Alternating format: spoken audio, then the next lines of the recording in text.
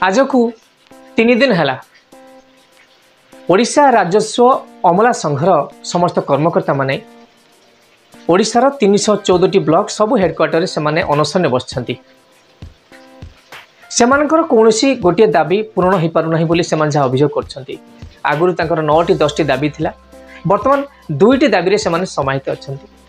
सरकार को बारंबार सेमाने अभियोग करछंती तांकर न्याय्य प्राप्य तांको मिलू, किंतु सरकार तांको प्रति विमुख होइछंती, तांकर कथा सुनु नाहंती।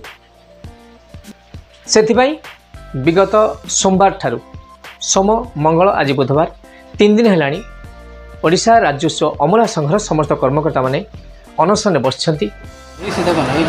आज राजस्व अमला संघर जो गणधारणा बा दाबी रही कार्यबंद आंदोलन चलती तो कौन कह आप डिपार्टमेंट काम कर सरकार पर कौन दाबी रही तपस्विनी साहू कनिष्ठ राजस्व सहायिका आनंदपुर तहसिल आज आमर आंदोलन द्वितीय दिवस में पहुँचु।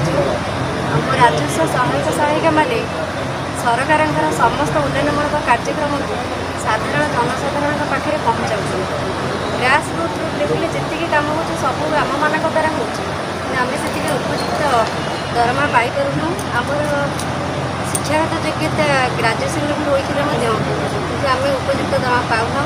बारंबार ये बाबद सरकार पाखे प्रस्ताव रखिले 2017 मसीह आरंभ करके आज पर्यंत आमर आंदोलन चलुची, किंतु सरकार कौन दाबी पूरण करूना। तेणुक आम मैंने आज जे पर्यटन सरकार गैजेट नोटिफिकेशन न बाहरी आम से दिन पर्यंत ये आंदोलन जारी रखी। आमर मुख्यतः 2टी दाबी रही आमर पूर्ण दरमा लेवल 9 में पहुँचा दरकार एवं क्याडर पुनर्गठन जो माने अनेक समय अनेक प्रकार सेवा दे आम साधारण जनता को, किंतु सेमानकर जहाँ दाबी अच्छी से दाबी पूरण हो पारना। से मात्र 2टी दाबी बर्तमान रखिंट।